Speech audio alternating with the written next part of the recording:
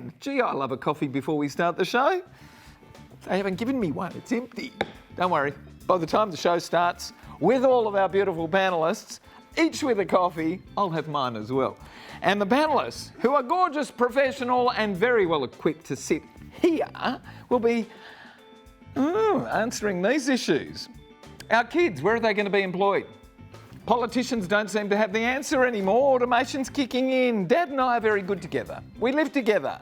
But all my mates tell me it's time to move out. And finally, the 24-year-old son moved in with his girlfriend. The furniture is beginning to stink. All these letters, fantastic panellists coming your way right now. Sweet and sour, don't go away. Got a problem, big or small, would a miracle be nice? Our motley crew is back, churning out advice. You might even laugh a bit in the following half hour. Park your backside on the couch, cause baby it's time for Sweet and Sour. Right here on Sweet and Sour. Pour some sugar in there, baby. It's time for Sweet and Sour. How's it got some chili? It's time for Sweet and Sour. Where's Dave? He does the usual, yeah. Good evening, everyone. Welcome to Sweet and Sour. Terrific to have your company tonight. Gary Mitchell with you and a terrific load of panellists. Two you haven't met before, but they're as beautiful as the other two who you have met before. First up, hello, Cara Little. Hello. I met you 13 years ago. Yes, you did in pharmacy when I first qualified. When you first qualified. Wow, how long were you in that pharmacy that I used to? Oh, I think I was there for 7 years. Wow, how long have you been doing holistic pharmacy? Oh, probably the past 6 years. Wow, good for you. Yes. Well, that's 6 and 7, that adds up to 13. Yes, yeah, yes, okay, right. good. Better make sure. I get it. Hello, Louanne. Hello, Gary. How are you? I'm very, very well. Do you know what a holistic pharmacist does? Yes. Okay, well. They don't make as much money as the ones that... All right, you tell us what a holistic pharmacist does. Well, they give you alternatives to the prescription drugs. They don't make as much money. But they care more... Is that right? We don't want to... We're Big Pharma and me are not friends. Yeah. Oh. No, we They are care more friends, about but the people. Who's the big pharma? Never mind, boom, boom. You know, it's sunk. All right, and you're going, yeah. Yeah. Hello, Dr. Kat. Hello. You're still making people shine, I know. As much as I can. Any not so successful stories? No, because everyone's a diamond in the rough. Everyone has that internal ability to be confident. Sometimes you just need a gentle nudge, that's all. Aren't you gorgeous? Speaking of which, hello, Dr. Jane. Hello. And what do you do? I'm a cosmetic physician and owner of Coco Skin Clinic in North Fremantle. Wow. So, yeah. Is that why you look so wonderful? Are you the subject of your own? Mitch. Yeah, it's good to be in the industry. So I bet you haven't had any work done. You're actually a natural beauty, aren't you? that is the aim, to look that way. So that's definitely what I advocate for. Okay, So all right, Smarty. What could you do for me? come in for a consult. It's half an hour. And we'll probably need 2 of them. Yeah, I know. Here we go. Hi, Sweet and Sour. Can any of your panellists answer me where they think our kids will be gainfully employed in the future? Has anybody got a sense of deja vu happening here? Yeah. Our utterly useless politicians make scant noise about their future prospects while shoveling more and more resources to corporations that push for less employed people through automation. None of these politicians seem to have any real direction nor concern about tomorrow's kids. If anything, they want to shut the kids down from having an effective voice. I think it's too inconvenient for them. Seriously, what do the panellists see as jobs of the future for our kids, and what industries would they be recommending? Marie of Grange in South Australia. Cara? Marie. Marie. If I could know the answer to this, I would be recommending my kids. But Are you know you what? telling me you didn't bring your crystal ball? Oh, you know what? My crystal ball, when I think about it, is telling me there's 2 different types of people or avenues which I would recommend my kids to go into. One is obviously the STEM arena. That comes up a lot, so the science, technology, engineering and maths, because that's a great base degree, I think, for what the future holds in terms of technology and where we're going. But then I actually think there is an arena of arts, because as much as artificial intelligence and technology is coming up and taking over and automating a number of things, AI can't replicate emotion. It can't replicate creativity. So I think if you've got one of those children that's more creative and in the arts, maybe push them down into that arena as well. Lou? Okay. I think you need to be more worried about what you're going to do in the future, not what your kids are going to do in the future, because you're the ones that are not going to have a job. Your kids will be fine. You need to kind of back off and stop worrying about something that actually hasn't happened yet. Okay, so the future hasn't happened. It's a false fantasy for a start. Your kids will be fine. You need to worry about what the politicians or what you're actually going to do. And at the end of the day, people always need people. It doesn't matter how much artificial intelligence there is out there. People need people. People need people. Teach your children how to Go to have social clubs. good communication skills, high EQ. That is the way of the future. High EQ. You got a high EQ? I've been told that I have. Oh, but of course you I don't do. know. I know what business you're in. You have a very high EQ. I try to be empathetic, and that's what I'm trying to be right now. I think the main thing is that we often look outside and we think, what are the politicians not doing? But we have to sort of turn the fingers around and say, what can we do at home to help our children? What are we doing? And It's about us. I know automation is going to take over, but life is not a zero-sum game. Just because automation is going to be, pushed forward doesn't mean that there's no other jobs. Again, it just starts with the home. Okay, if you were going to a school tomorrow and they were going to ask you what industries should we head into, what would you suggest? Medicine. Oh, yeah, of course. There's no end to the research there, is there? People are always Medicine. needing to be born and they're always dying. And there's everything in between. And at the end of the day, if there's no humans, there's no world.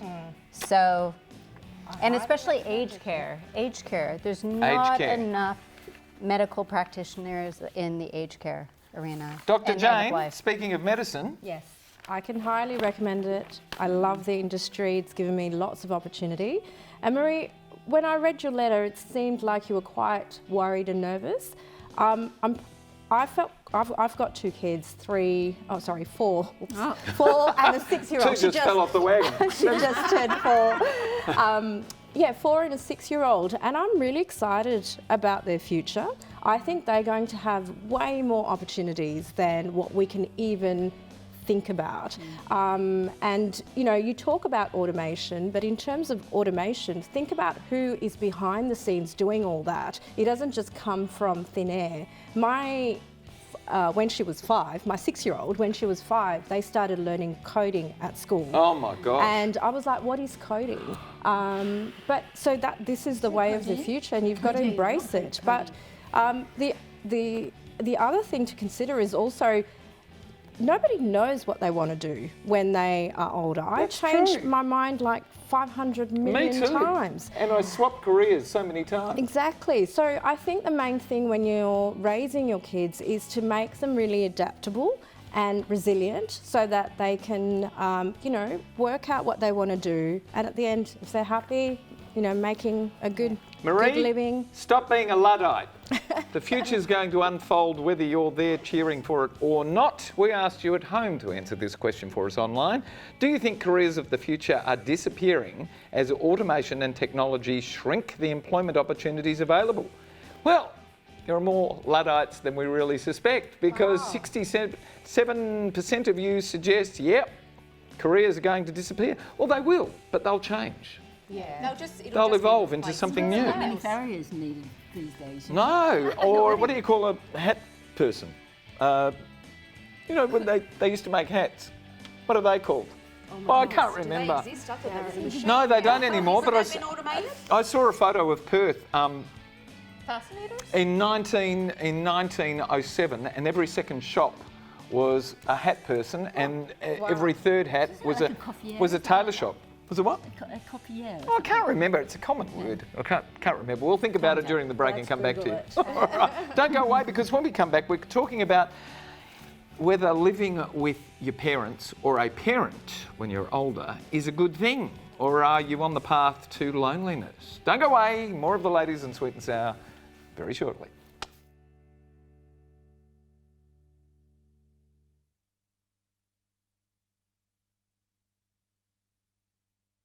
Right here on Sweet and Sour.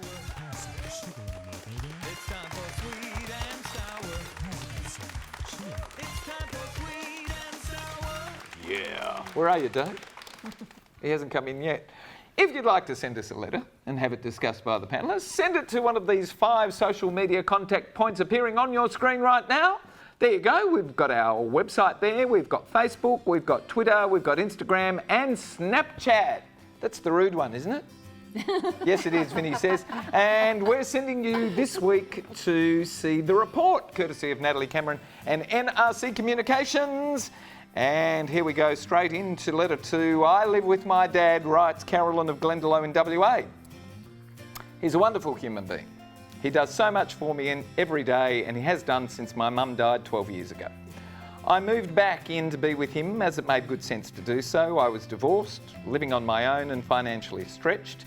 It was an easy decision. I'm not sure it's entirely good for my life now though. My friends constantly say that I'm holding back because of the responsibilities I feel to my dad.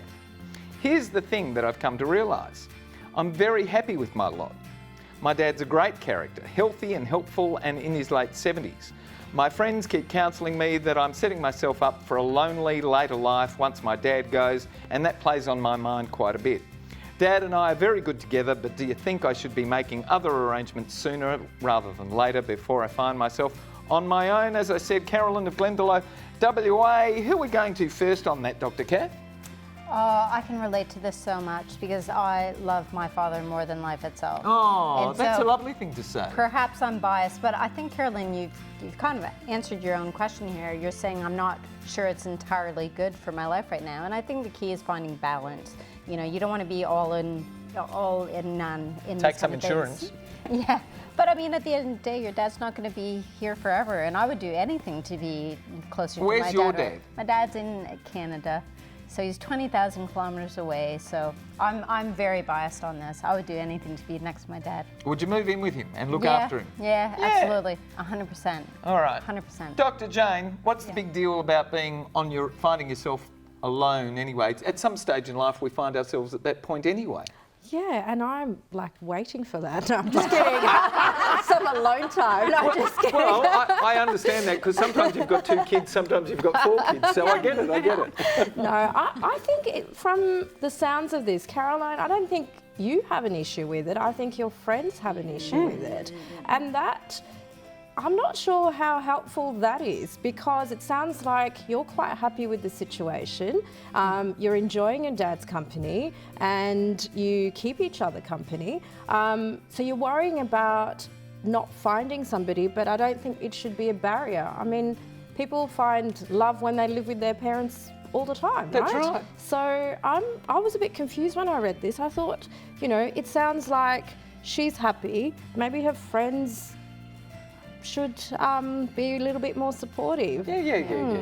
And sometimes you just don't want to go. You get to a stage in life where you can't be bothered going out and indulging in all that crap. Maybe you're just at that point in time too. You'll get over that because you'll start wanting to go out again, but it's a different sort of going out, isn't it? It's a much more sedate style of going out. You sit back and enjoy conversations more as you get older, I think. All right, Lou. Oh, me, okay. We don't have to. We can go straight to Cara. Okay, all right. Look, it doesn't matter who you live with. Who you live with is completely irrelevant. You live with your father, you live with your mother, you live with your children. At some point, you're going to be living with somebody. This does not impact what's going to happen to you in the future. And while you're trying to figure out what's going to happen to you in the future, you're not living in the now, and you're comparing your life to what you have, to what you think it may or may not be. She's building anxiety, that's right. For goodness sake, you know, the judgments of your friends are completely irrelevant. Your friends have... They're no experts. You might pass away before your dad. You know, there's a reality check for you. You live for right now, and irrespective of... And she loves it.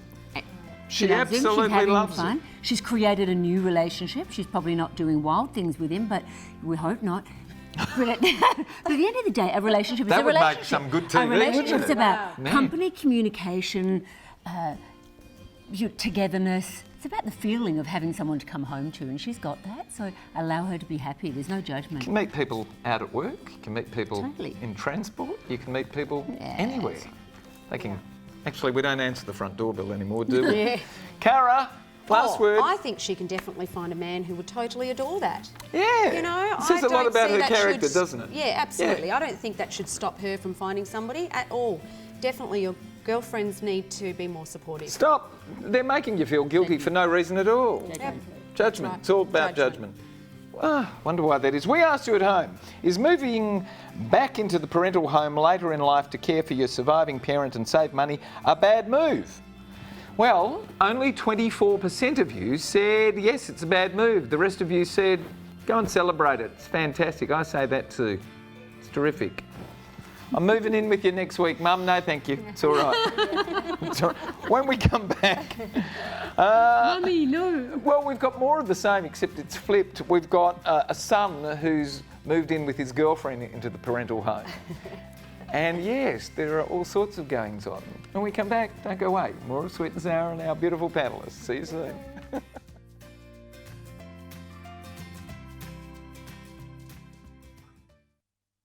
here on Sweet and Sour. It's time for Sweet and Sour. It's time for Sweet and Sour. Yeah, we're already chatting about this letter already. Hi, panellists. Its title is My Girlfriend Stinks. Oh no, The Girlfriend Stinks. Hi, panellists. Recently, we can wrap it up now. We've got the laugh. We can go home. Recently, my 24-year-old son moved back home with his girlfriend that he's been dating for only 6 months. It's his first girlfriend, so it's wonderful to see him happy. Everybody, She's a lovely girl, polite, well-mannered, and they're very much in love. Well, of course, they've only been going out for 6 months. The problem is that she's from another country.